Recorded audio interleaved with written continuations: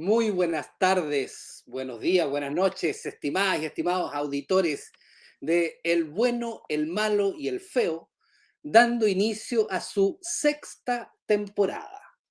Sexta temporada y, por supuesto, dando una vez más las excusas de, para continuar la tradición, que la quinta temporada no la terminamos, simplemente dejamos de grabar, dejamos de hacer el programa y ni nos despedimos.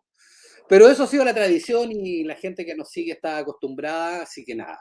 Muy buenas noches, Rodrigo Lagos, Cristian Tejeda y nuestro invitado de lujo, Pato. Buenas noches. Reincidente Buenas además, noches. muy buenas noches, colegas, amigos y queridísimo invitado. Qué bueno verlo de nuevo. Yo creo que uno de los programas que más recuerdo es el que hicimos contigo, pues. Muy interesante. Pucha, qué bueno, Ahí no estuvo Rodrigo. Cristian. Genial. No estaba Cristian, no. No está. No estuvo. Fue pelado al aire, eso sí. Como en varias ocasiones. Exacto. Es que es una persona muy ocupada, se dedica mucho al tema de la producción académica y todo eso, entonces hay que entenderlo. Está Sí. bien, está bien. Los márgenes de la academia actual. Sí. Exactamente. Oye, bueno, hemos tenido ganas vamos a contarle a los auditores, a las auditoras que hemos tenido ganas de hacer un programa hace varias semanas ya, han habido bastantes razones para hacer un programa, las cuestiones de la normalidad ciudadana local, nacional y global se han visto sacudidas, digamos, por distintos fenómenos, cambios de gobierno, balazos en el Gualmapu, guerra en Rusia y Ucrania, y bueno, nada. Decidimos comenzar con un tema que, si bien ha tenido bastante cobertura mediática, quisiéramos darle una mirada un poco más local, un poco más de intimidad en la conversación, y para eso invitamos a Pato. Pato ya lo habíamos invitado en otras ocasiones. Pato es antropólogo y es un antropólogo, diría yo, que especializado en el conflicto. Como no tiene ningún conflicto en su vida, entonces, nada, lo busca por el lado laboral, ¿no? Entonces, está bien. Claro. O lo Así sublime. que, bueno, Pato, cuéntanos, así como una primera aproximación, ¿cómo en esta zona tan lejana a nuestra cotidianidad, ¿no? Ucrania. Claro. Estuvimos, bueno, en el programa pasado en Afganistán, así que un poco está directamente relacionado, ¿no? Como una transformación de la geopolítica y del orden mundial y un poco del derrotero de las potencias. Entonces, efectivamente, un mundo que está en guerra, y que estaba antes y que hoy día tiene una visibilidad mucho más concreta porque uno de los adversarios de Occidente, digamos, de los bad boys de verdad, ¿no? De los otros, hace un acto, uno podría decir incluso de cátedra histórica, ¿no? En momentos de profunda reflexión en términos de la transformación de hibridizaciones culturales, de movimientos que tienen que ver con el género, con la ola feminista.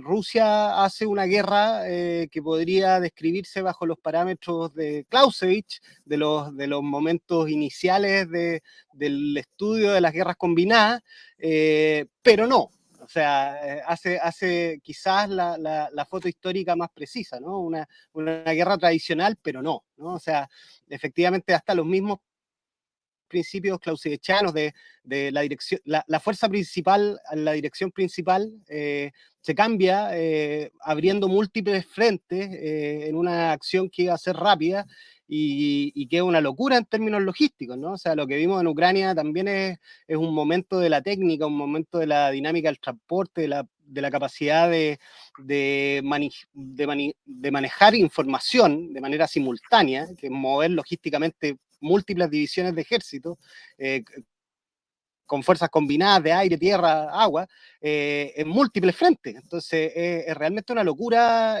lo que está pasando hoy día en esa guerra. Y efectivamente tiene características históricas nunca antes vistas, incluso en la magnitud de lo que la guerra en Siria o lo que vimos en la ocupación militar de Afganistán, no tiene la misma intensidad militar que lo que estamos viendo hoy día en Ucrania.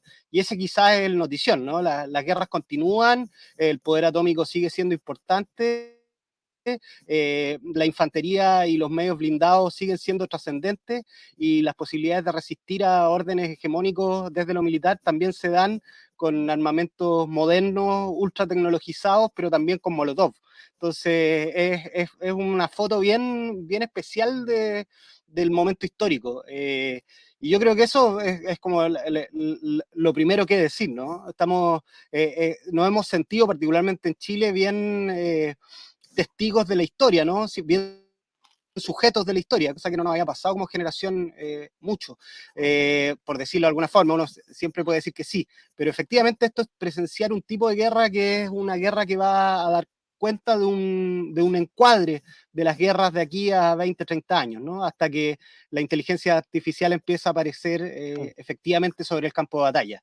Y eso ya es palabras mayores, ¿no? O sea, estamos hablando de una guerra de drones, estamos hablando de enjambres, estamos hablando de blindados ultra tecnologizados, pero también estamos hablando de Molotov. Entonces, es un poco lo que había dicho antes, pero así de claro, ¿no? O sea, es un despliegue de la técnica nunca antes visto. Eso como primera idea, ¿no? Que es bien impresionante lo que uno ve, o lo que uno no ve, más bien, porque efectivamente esto está acompañado de una guerra informática también muy particular, ¿no? Descubrimos las fake news, ahora es tan antiguo como la guerra, ¿no? Se llama operaciones de desinformación.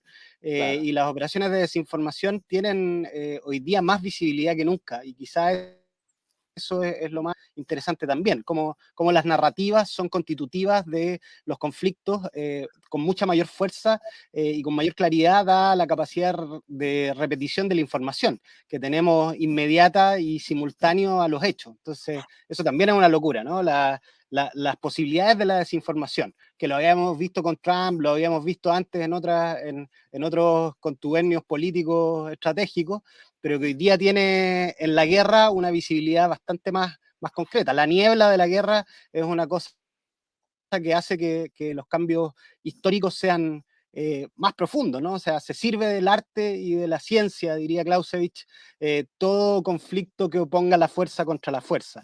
Y un poco esa es la vivencia hoy. Súper. Una pequeña precisión solamente para quienes no están familiarizados con el tema. ¿Podrías contarnos en 2 palabras quién es Clausewitz? Karl von Clausewitz es un teórico, un tratadista militar, ¿no? Quizás el tratadista militar más citado en la historia de las ciencias militares de estas guerras franco-prusianas, ¿no? Es un hombre que a los 12 años ingresó a un regimiento y se profesionalizó como militar en la guerra, ¿no? O sea, imagínense, con 12 años.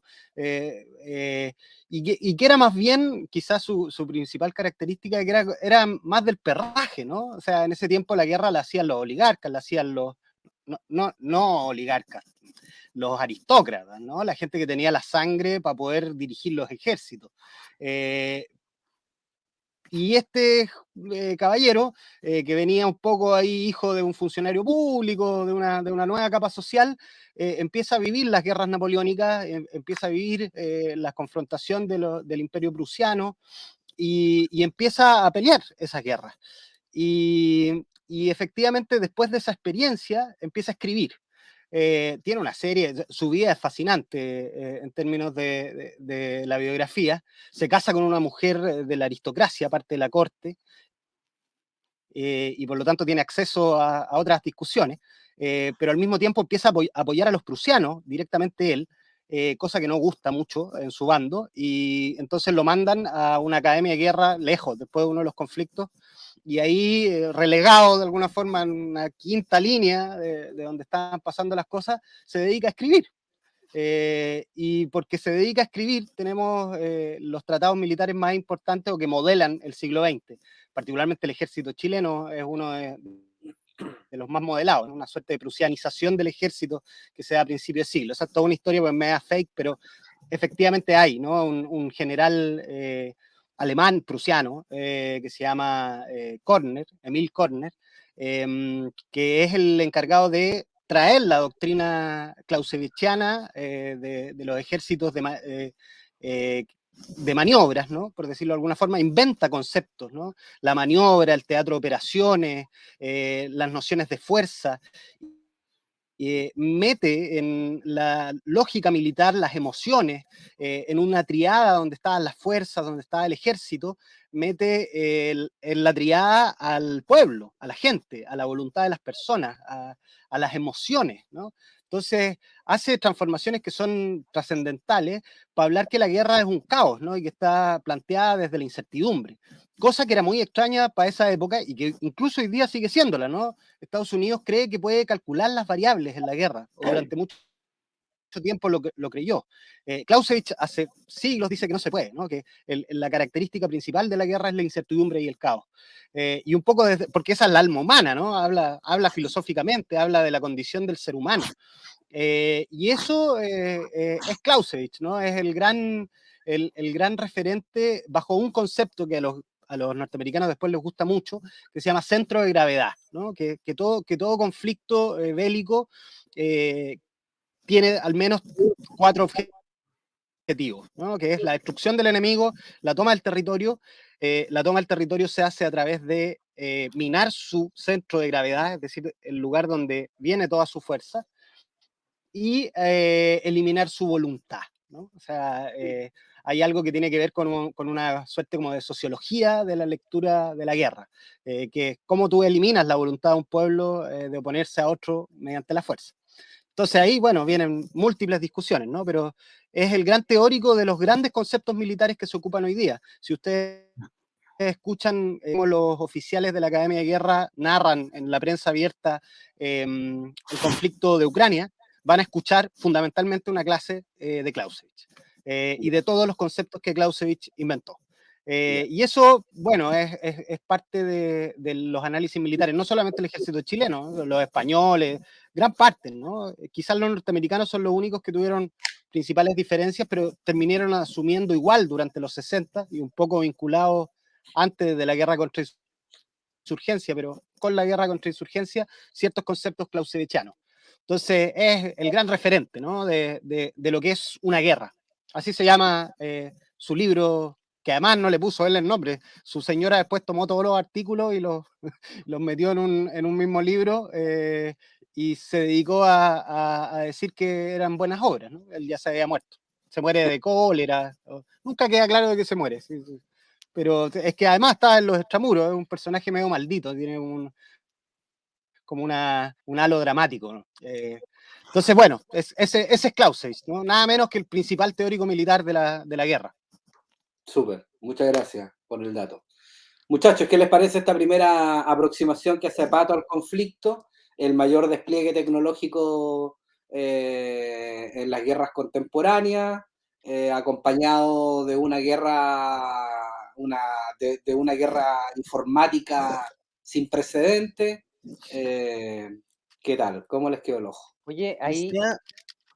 Bueno, Rodrigo. Ya, vale, Rodrigo gracias. pensaba. Gracias, muy bien. Tengo que aprovecharme que todavía tengo galones, dijo. Oye, muchas gracias por la aclaración ahí. Interesante el personaje que acabas de describir.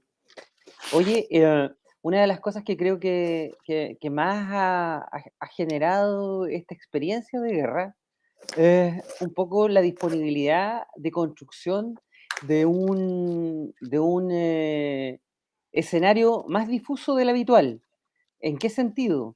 En términos de lo que significa la construcción de esta lógica maniquea con la que de algún modo nos construían los enemigos y los bandos antiguamente, ¿no? Cuando comentábamos un poco la situación de Afganistán, el maniqueísmo norteamericano funcionaba perfectamente como un elemento que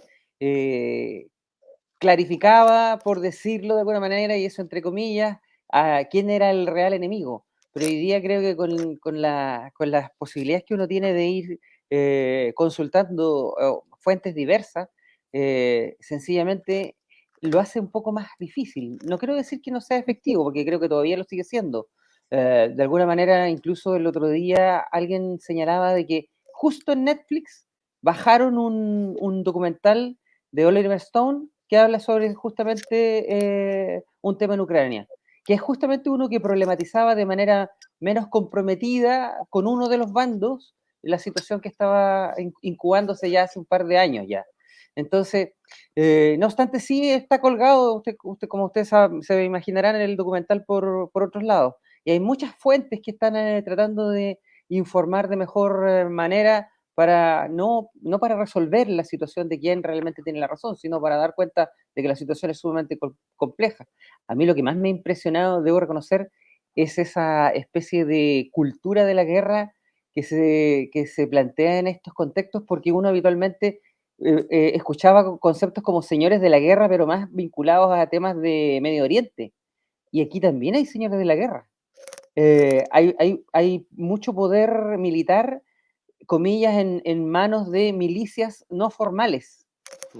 Entonces, eso creo que es un impacto que de repente uno quizás lo tiene en mente desde la perspectiva de lo que puede haber sido la insurgencia en los 70, en parte de los 80, en algunas zonas de América Latina, pero con lo que significa la actualización hoy día de lo que es el armamento, como tú bien decías, hoy día esas milicias tienen un poder de fuego que es terrorífico, ¿no? Es mucho más poderoso, ¿no?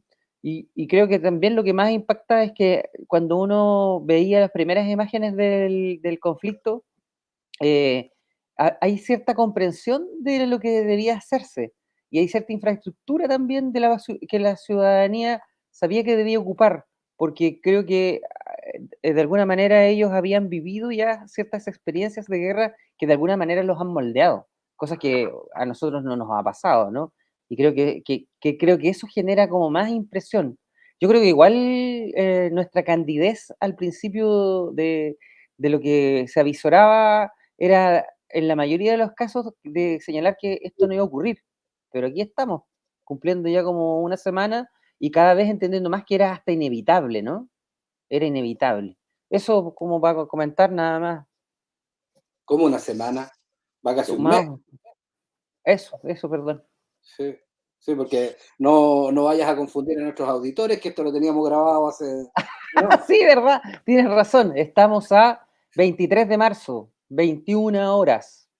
Claro, esto seguramente va a salir en la radio el día jueves, es decir, el día de mañana. Súper. Sí, Ya, dale nomás. no. O sea, tengo varias ideas de lo que dice Rodrigo que me parecen súper acertadas, ¿no? Hay varias paradojas muy interesantes. Una, los norteamericanos, desde hace mucho tiempo que sus aparatos de inteligencia habían fracasado sistemáticamente en prospectar conflictos, con este le achuntaron. Sí, sí. Porque hace mucho rato que no les pasaba a los gringos. Claro, no habían avisorado una serie de cosas trascendentes, además, para su propia geopolítica, y en esta la chuntaron. Pero al mismo tiempo, uno podría entender que hay un encuadre más hecho, ¿no? Y en ese sentido, todo lo que pasa en Ucrania, o lo que había pasado desde el Euromaidán, ¿no? Desde las protestas que votan al presidente prorruso, y todo lo que eso involucra, va de la mano con efectivas milicias, ¿no? que son el más laureado de todos, se llama el batallón Azov, que efectivamente son neonazis como tales, ¿no? O sea, con toda la infra necesaria, que la financia un magnate del gas ucraniano, y con buena tecnología que hoy día además está siendo central, porque ellos están peleando en Mariupol, ¿no? Que es uno de los puertos más importantes de Ucrania, al lado de los yacimientos de gas, de hecho, justamente ahí el financiamiento de este ciudadano ucraniano, porque y eso involucra que está todo, o sea, en este minuto están machacando Mariupol hasta más no poder, ¿no? Es parte del despliegue estratégico de copar la costa, que es lo que está haciendo Putin rápidamente hasta Odessa, ¿no? Desde todo el Donbass por el mar de Azov hacia Odessa. Que ya está un poquito logrado, pero también eso es algo que uno no sabe, ¿no? Efectivamente uno ve los mapas y ve como las cositas rojas que van copando Ucrania, o le ponen otros colores dependiendo de la intencionalidad del medio, y eso es relativo, ¿no? No sabemos tampoco muy bien lo que está pasando. Ahí hay una niebla de guerra que sabemos mucho, pero en verdad no sabemos nada, y esa es una de las paradojas centrales de la guerra, efectivamente, eso es. Y la candidez yo creo que también, que mencionaba Rodrigo, es básica. Dice que los servicios de inteligencia norteamericanos sabían que esto iba a ocurrir, lo sabían además porque los rusos lo habían dicho, ¿no? Los rusos son muy claros en decir lo que van a hacer. Por eso cuando dicen vamos a ocupar un arma nuclear, uno busca en su plan operativo de batalla y aparece en un punto, ¿no? El punto 12, de hecho. Dicen, bueno, si es necesario vamos a desplegar armamento nuclear. Entonces los rusos tampoco es que no hayan avisado ni hayan dicho que esto iba a suceder. Y eso también, pese a que es tan claro, resulta poco claro. Y ahí hay ciertas contradicciones, ¿no? Que yo creo que están muy de la mano con la mirada actual.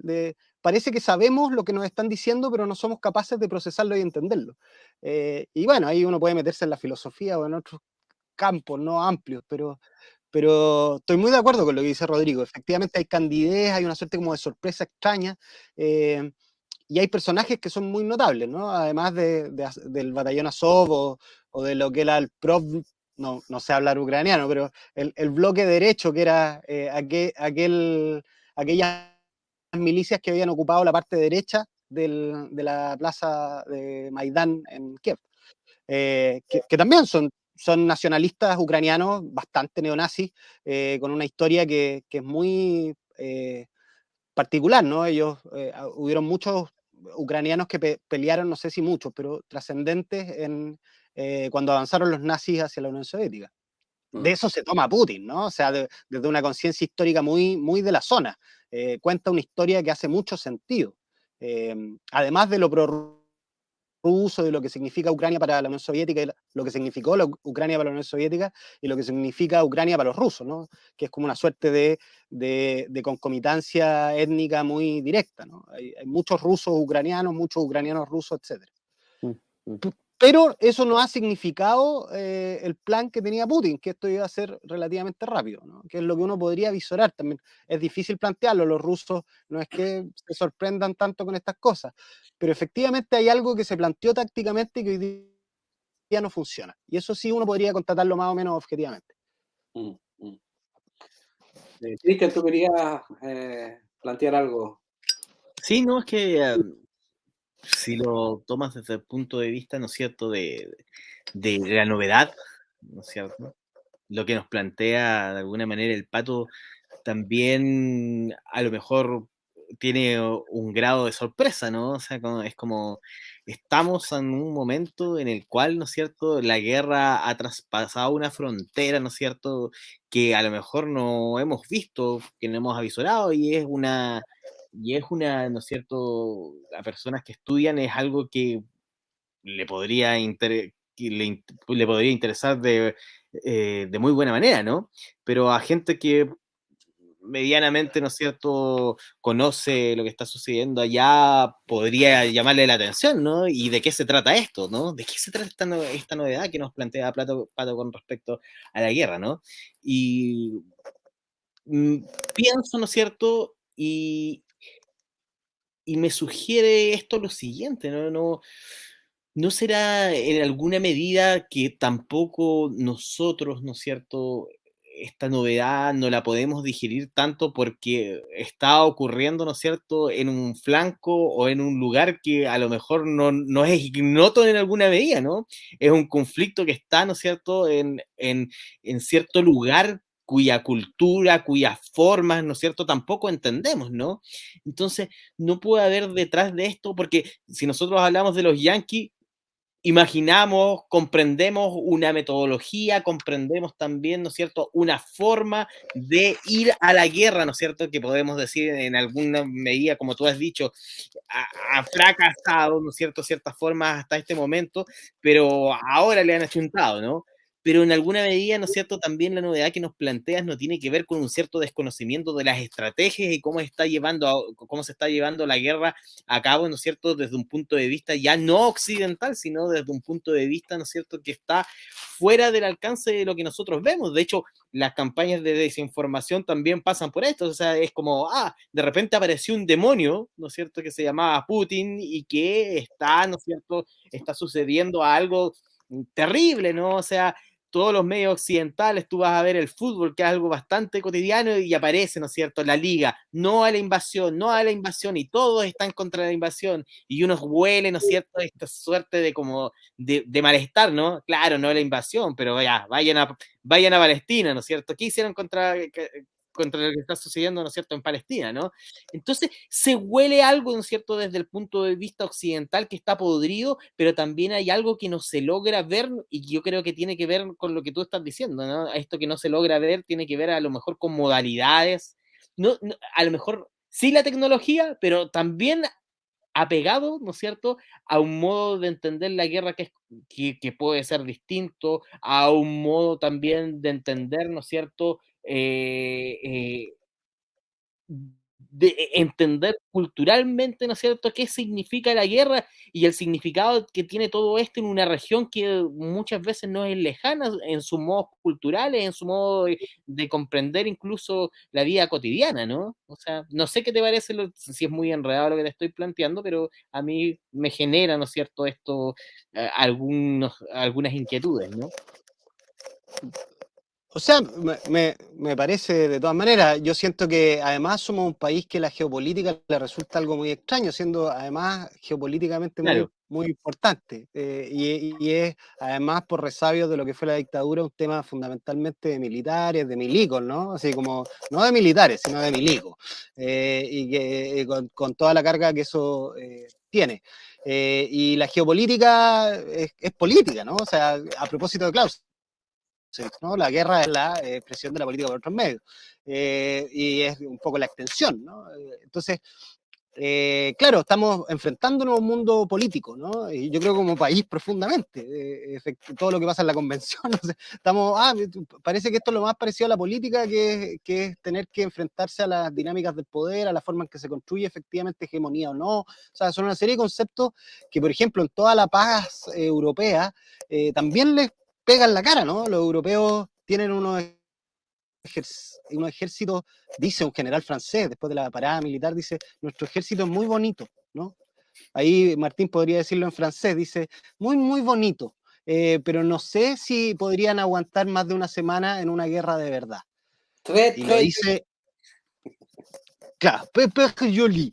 Entonces, Jolie, pero no es más que eso, ¿no? Es muy lindo. Y le pasó a los franceses y le pasó a los alemanes, que hoy día rehacen su presupuesto de defensa, y le pasa a los españoles, que viene Marruecos y toma territorio y administra, ¿no? Y si tienen problemas abren la frontera y Melilla se llena y hacen pasar migrantes como una medida de lo que se podría llamar militarmente una operación híbrida, ¿no? O una zona gris, que son conceptos de la geopolítica. Entonces yo creo que también es un acercamiento a un lenguaje y a un involucramiento necesario, ¿no? En un mundo que efectivamente no ha dejado de tener polos, geopolítica y guerra, que también pensamos en algún minuto, así fukuyimísticamente, que se habían acabado, ¿no? Que con la OTAN estaba todo ordenado, que la Unión Europea era buena onda y que en Europa no iba a haber guerra.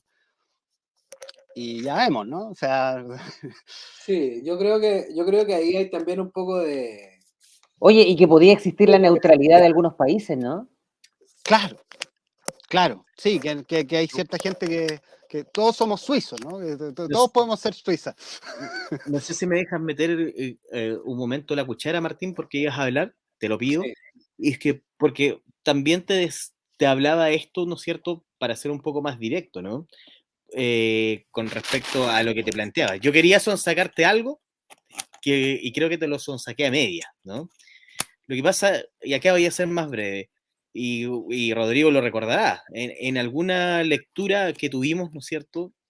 Hay un personaje, un intelectual francés que se llama Paul Virilio, ¿no? Que en alguna cita, leyendo, ¿no es cierto?, la inseguridad sobre el territorio, decía en 1979 eh, que nosotros, que en realidad el mundo africano, ¿no es cierto?, con toda su, digamos, con toda su militarización, está más cercano al futuro, ¿no es cierto?, de lo que lo está la misma Europa, ¿no? Entonces, Ajá. cuando yo te decía estas ideas, ¿no es cierto?, que a lo mejor un poco enredadas, trataba de sonsacarte también un poco eso, ¿no? Porque parece ser, ¿no es cierto?, que desde esta mirada occidental tan cándida, esto mismo que tú estás diciendo, ¿no es cierto?, parece que no va a haber guerra en Europa, pero parece ser, ¿no es cierto?, que todo eso es un velo, ¿no?, que la guerra sigue existiendo, y que parece que, como tú dices, había desaparecido, pero son muy bonitos los ejércitos, ¿no es cierto?, el ejército francés, el alemán, pero necesitan, ¿no es cierto?, de algo nuevo, ¿no? De algo nuevo, porque parece ser que estamos más cercanos, como lo diría Paul Virilio en el 79, ¿no es cierto? Estamos más cercanos, ¿no es cierto?, a un mundo militarizado que a un mundo, ¿no es cierto?, en el cual estamos simplemente en una paz que se establece por la simple convención, ¿no es cierto?, de ciertos derechos humanos y un discurso que es bastante cándido, como decía, ¿no es cierto?, Rodrigo. Estoy de acuerdo, ¿no? O sea, efectivamente a Chile Mambembe, la necropolítica, todo lo que viene después, un poco de los análisis, no sé, post-Foucaultianos, viene a instalar eso, ¿no? Y en América Latina además lo tenemos aquí a la vuelta, ¿no? En cualquier población y un poquito más allá en, en la P-79 entre Quidico y Tirúa, entre Quidico y Cañete, ¿no? O sea, en ese sentido, además son las mismas armas, ¿no? Y son un poco las mismas industrias, que es lo que decíamos la otra vez. Claro. Antes de darle el pase a Martín, como hay dos armas que hoy día son centrales para entender lo que está pasando en Ucrania. Uno es un dron, que es el Bayraktar turco, ¿no? Y que viene con todo lo que significa Turquía en esa geopolítica, y el otro es el Javelin, que es una munición antitanque, una suerte de bazooka, pero hiper tecnologizado, que es la máxima expresión de la técnica norteamericana, ¿no? O sea, preparándose para enfrentar blindados, ¿no? Entonces, esos desarrollos, que son relativamente baratos, uno más que otro, el Javelin es particularmente, o sea, el Bayraktar es particularmente barato como dron, cuesta unos miles de dólares nomás, no millones, y versus el Javelin, que es mucho más caro, también habla de estas industrias, ¿no? De que esto no ha parado, de que esto perviven mundos que han ido pensando la guerra desde la teoría del dron, desde la teoría del enjambre, desde la teoría del mosaico. Y eso es muy, muy un poco lo que tú señalabas con, con esta idea, ¿no? Del 79. Oye, solo un Sí, detallito nada más. Virilio. Ese misil Javelin, además tiene una Sí. cosa que para mí era contraintuitiva, porque no necesita hacer contacto con el tanque para destruirlo. Claro, o sea, sí, bueno, la miliquería ahí me va a salir a mí, ¿no? Claro, busca un tiro oblicuo, que es de alguna forma la parte de los blindados más liviana. Esto opera mucho también entre Tirúa y Cañete. Es la parte de arriba, ¿no? Y la parte de arriba, que tiene menor blindaje, este misil da como una vuelta, ¿no? Y entra por arriba y puede explotar encima y genera un daño total, ¿no? O sea, da lo mismo que sea un T-90, que el tanque más bacán de los rusos, vuela igual. Pato, estamos en la mitad del programa. Quisiera invitarte a que nos indiques un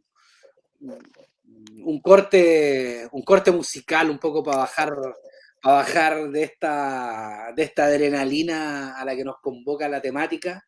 Un temita de tal manera de que le demos ahí a nuestro colega Iván la posibilidad de buscarlo y de programarlo en la radio. Así que tírate un Súper, tema, colócame un ya. tema. Te tiro un tema, no sé si vamos a bajar con este tema, pero me gusta, porque además es un tema de época y yo creo que guarda con el espíritu de darnos cuenta que no ha cambiado nada tanto. pero sí ha cambiado todo mucho, que es Painting Black de los Rolling Stones. Perfecto. Ahí queda entonces, ya le mandamos el link a Iván.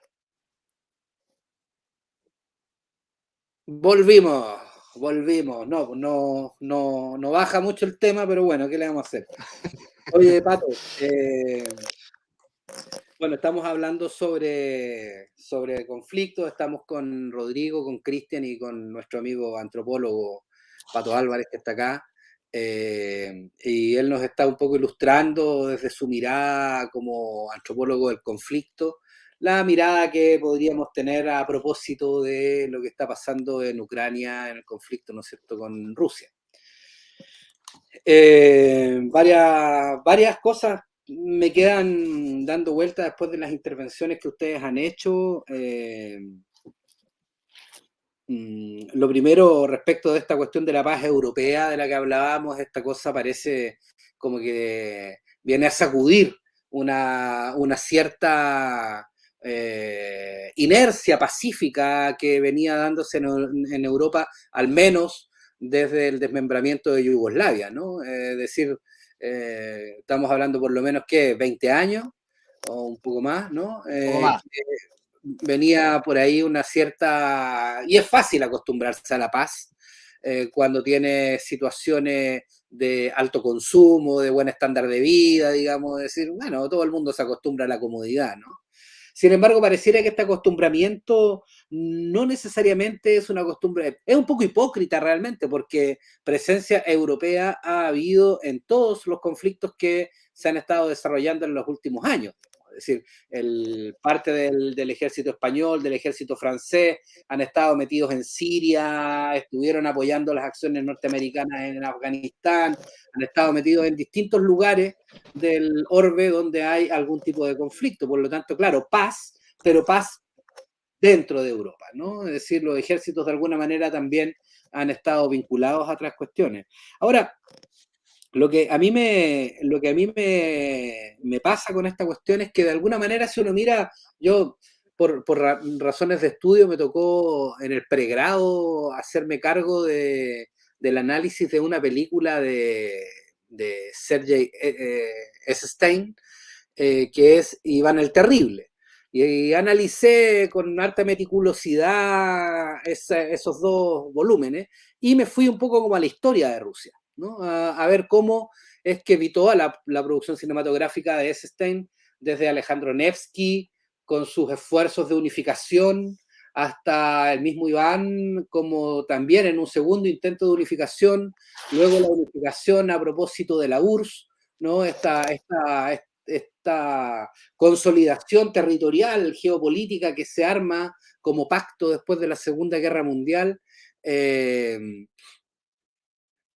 Y resulta que, claro, si uno lo mira con ojos tal vez de la realpolitik, lo que está haciendo Putin de alguna manera es bastante esperable, ¿no? Es decir, si es que se le está metiendo la OTAN por la frontera este, evidentemente su retaguardia, que era Ucrania, Crimea, no sé, toda esa zona, de alguna manera le abre un flanco y deja a la OTAN inmediatamente en la frontera. Es decir, yo no recuerdo, salvo el caso de Afganistán, y de ahí quizás la novedad a la que hablábamos delante en la primera parte, yo no recuerdo así una presencia tan cotidiana en los medios de Rusia en conflictos por el resto del orbe, digamos, salvo su presencia, como digo, en el tema de Afganistán. Pareciera que con todos los conflictos internos que se producen con posterioridad a la caída del muro y a la desaparición de la URSS, con todos los conflictos nacionales,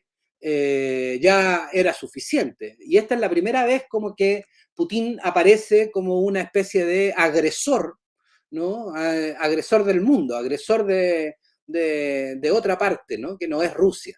Y eso ha calado como una bonita semilla en suelo fértil en los medios de comunicación occidentales, porque claro, viene una tradición, ¿no es cierto?, de crítica hacia ese lado del planeta, y por lo tanto rápidamente todo el mundo se alinea, cual si fuera OTAN, contra Putin, digamos, ¿no? pero se pierde de vista que de alguna manera lo que está haciendo Putin es súper racional desde la lógica de su defensa, ¿no? Es decir, el planteamiento que hay allí es básicamente la defensa de una frontera, de un flanco. No estoy con esto justificando la guerra, simplemente le estoy intentando dar una cierta lógica de que no es tan novedoso realmente. Es decir, no es novedosa la guerra, lo novedoso quizás es la mediatización global que ha tenido Putin como un agresor del mundo, porque en realidad se había venido construyendo una imagen de Putin como un tipo duro, como un tipo directo, como un tipo que no engaña, que maltrata rudamente a su oposición, pero bastante racional, es decir, no se hablaba de irracionalidad hasta este momento. Es hoy día cuando aparece esta imagen del loco, esta imagen del autócrata, qué sé yo, además del loco que comete errores, ¿no? Escuchaba anoche a Raúl Sor diciendo que cada día le está costando a Europa, cada día le está costando a Rusia $1.000 millones, cada día, esta guerra. Entonces, evidentemente, claro, es posible que haya algún tipo de triunfo, digamos, parcial en las tácticas, en los movimientos tácticos, pero nadie gana en este cuento, ¿no? Es decir, hay una pérdida económica, una pérdida brutal, gigantesca. Entonces, eso como primer punto. ¿Cómo ves tú ese giro en el personaje Putin, ¿no? En la imagen que ha ido deconstruyéndose respecto del estratega, ¿no? Que llegó siendo agente de la KGB a constituirse en uno de los hombres más poderosos del planeta. Y ahora en el villano, ¿no? Villano Sí, necesario, pero villano. claro. Sí, pues ya no puede ir a Londres ahí a un carrete mirando el Nike o qué sé yo. O sí, no sé, quizás en una de esas uno siempre puede pensar que está lo público y lo privado.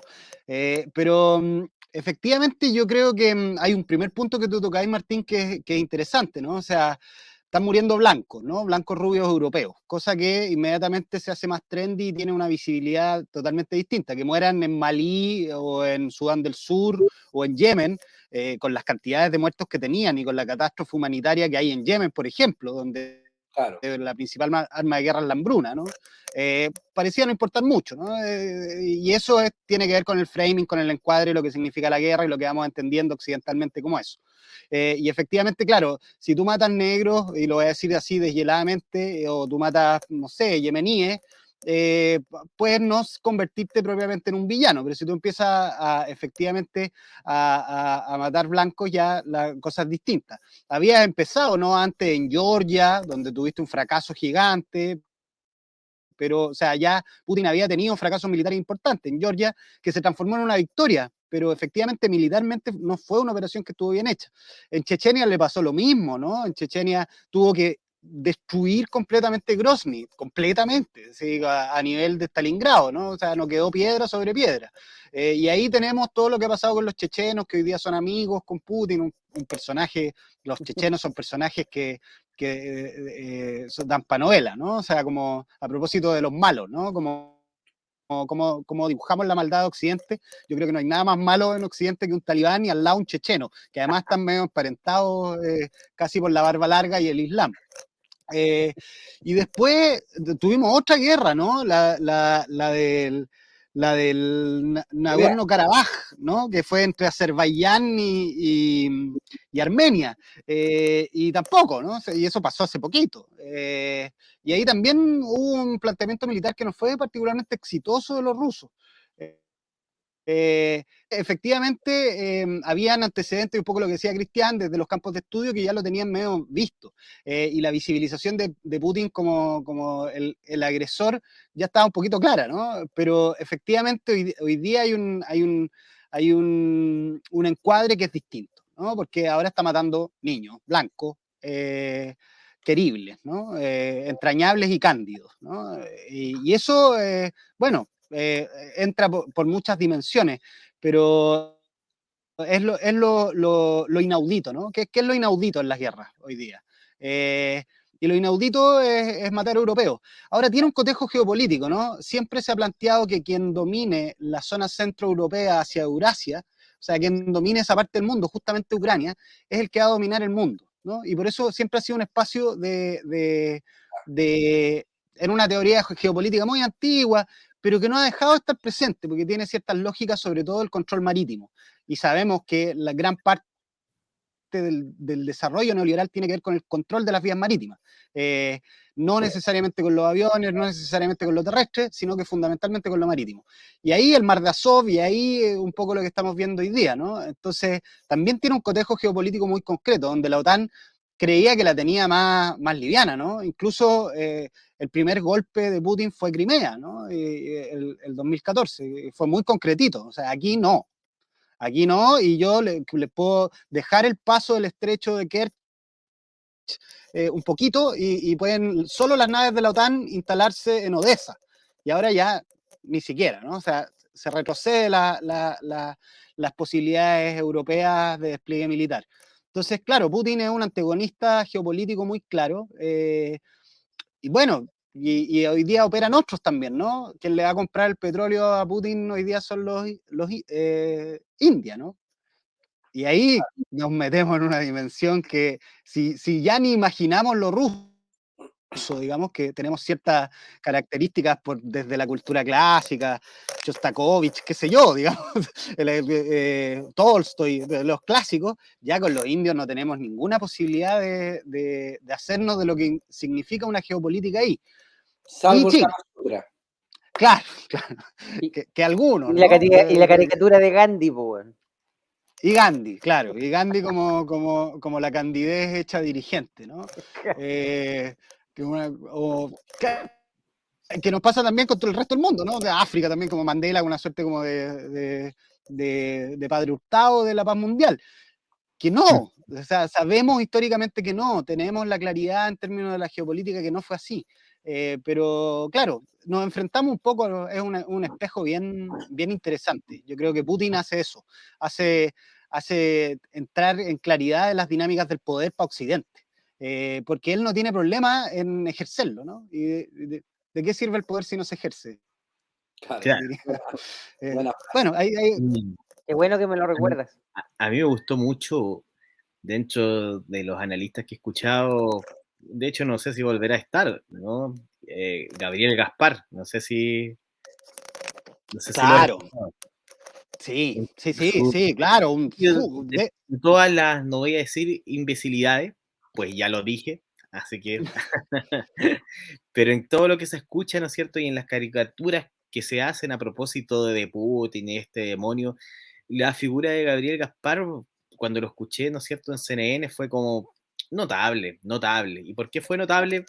Porque le dijo a la periodista directamente, yo no sé lo que usted está pensando, yo soy un analista, ¿me entiende, no?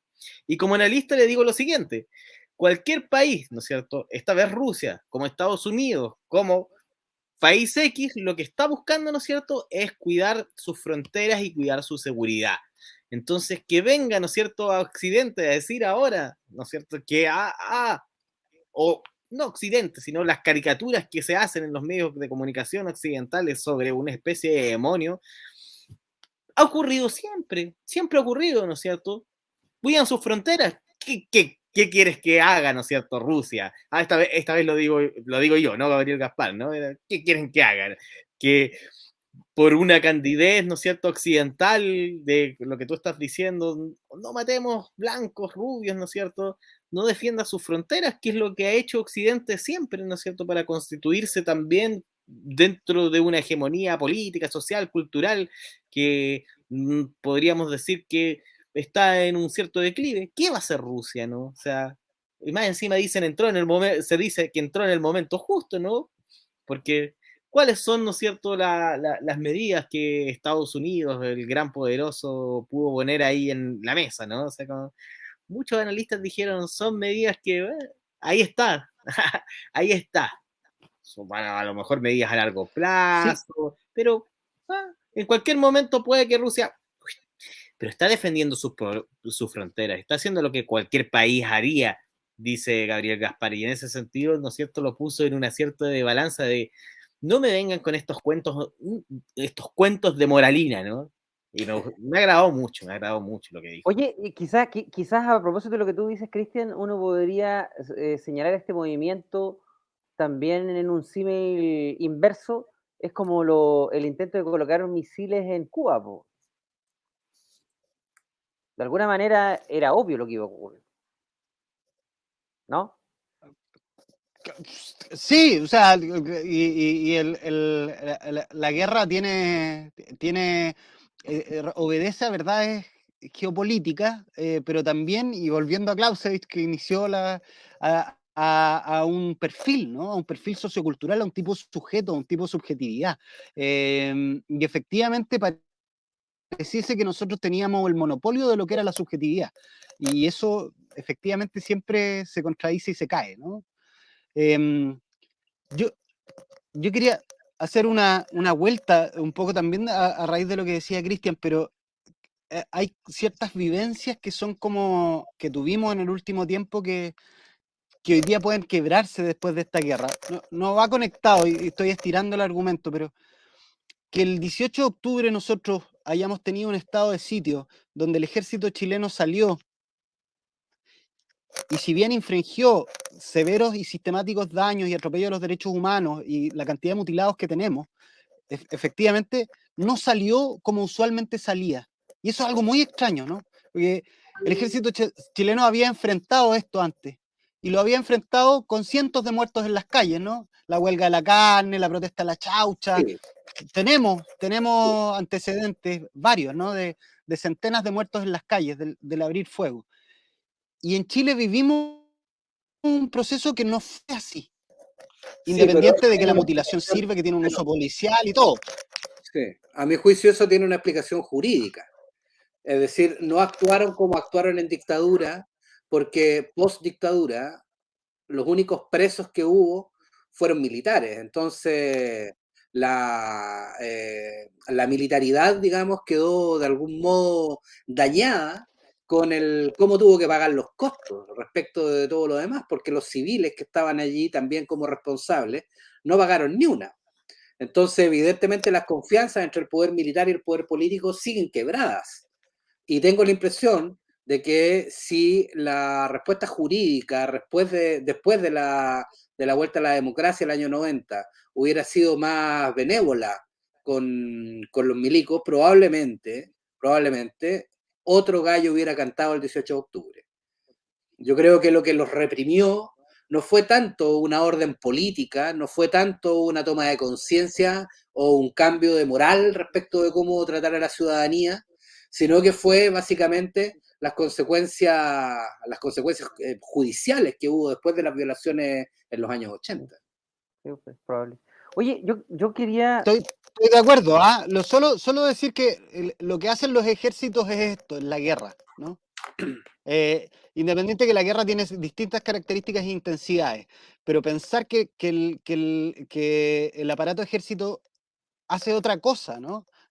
Claro, Que se llaman claro. operaciones de paz, que se llama todo el marco internacional de derechos, las condenas de las sanciones internacionales, pensar que son respetuosos de los derechos humanos No. es negar la propia esencia de lo que es la guerra, ¿no? Y por lo tanto de lo que son los ejércitos, que para eso están. Claro, y Oye, para eso son profesionales de la violencia. Claro. Oye, yo quisiera plantearles una cosa, porque uno de los aspectos que creo que en este contexto histórico, como Cuato señalaba, actores como Estados Unidos en su debilidad, Europa en su fragmentación y también en su irrelevancia hasta cierto punto, los silencios de la India, pero también la pregunta es este tercero en discordia, al cual llaman todos, que es China, finalmente. Yo creo que ahí hay un juego porque hace un tiempo atrás China había estado generando un proceso de inversión brutal en la reconfiguración de la ruta de la seda, con inversiones pero terroríficamente altas, y esto yo no sé si en alguna medida uno debería entenderlo como un elemento que retrasa, daña o simplemente va a generar algún tipo de beneficio que todavía no podemos ver. No sé cuál es tu opinión ahí en relación al este tercero de la discordia, que yo creo que es es China, ¿no? Dos cosas, una historia y una opinión. No sé si es leyenda, pero funciona igual, ¿no? En algún minuto le preguntan a un general chino, ¿no? Sobre la construcción de Occidente y sobre su opinión sobre los valores y los procesos que se generaron a partir de la Revolución Francesa. Entonces el general chino responde que era un hecho muy reciente como para que él tuviera una opinión muy formada, ¿no? Entonces hay una noción del tiempo, efectivamente, de cómo se mueve sociopolíticamente el posicionamiento hegemónico, que en los chinos hay que vislumbrar desde otros parámetros, ¿no? O sea, efectivamente, si no tenemos todavía no podemos tener claridad sobre la Revolución Francesa. Es un poco estereotípico, no sé si es leyenda, pero efectivamente opera, ¿no? Y por otro lado, efectivamente a los chinos no les gusta la guerra, ¿no? No les gusta esta guerra, ni les gusta mucho ninguna, ¿no? No tiene que ver con el perfil de potencia que ha ido generando y un poco el entramado más híbrido, si se quiere. Está dentro de sus directrices generales, de hecho. Exacto, no es algo que apele efectivamente a propósito de la voluntad del pueblo chino de ejercer hegemónicamente a través de las fuerzas militares el control del mundo, ¿no? El principio de la no intervención. Exacto. Y de alguna forma, claro, eso en ningún caso significa que el elemento militar no esté. Mao Zedong es quizás otro de los teóricos fundamentales en la teoría de la guerra, ¿no? Y claro, todo lo que es el mar de China tiene un control marítimo en niveles insospechados también en términos de tecnología para Occidente y toda esta ellos tienen la dinámica de los enjambres, ¿no? Estamos hablando de cientos de drones, quizás miles en algunos determinados minutos, depende del tipo de dron, funcionando al mismo tiempo en distintos frentes de batalla, ¿no? Es una locura imaginarlo, como volver a Terminator, ¿no? O sea, la única posibilidad es remitirnos al frame de Hollywood, de nuevo. Quizás usted, Martín, puede tener ejemplos de otros cines que tenga menos referencias pop, o más pop, no sé. Pero Todo efectivamente, los chinos... Ajá, todo el cine es pop, sí.